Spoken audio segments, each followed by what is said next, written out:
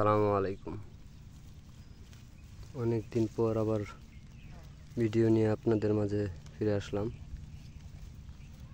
অনেক দিন যাবত দেখা হয় না, কথা হয় না। ছাগলগুলি দুপুরবেলা খাচ্ছে এবং বৃষ্টিতে একবার ভিজে আবার রোদ উঠেছে, আবার ফিরে আসছে মাঠে।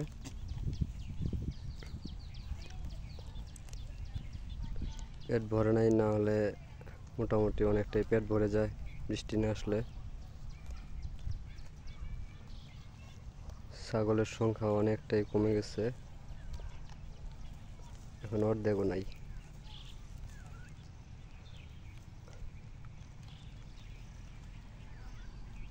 ছাগলগুলি মাঝখানে অনেকটা স্বাস্থ্য দুর্বল ছিল, তারপর কৃমি ডোজ করার পরে লিভার টনিক জিঙ্ক দেওয়ার পরে ছাগলগুলো অনেক সুন্দর চেহারা হয়েছে।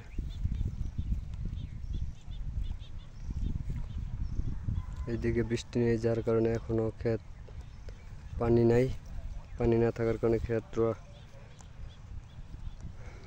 ধান লাগাইতে পারে নাই।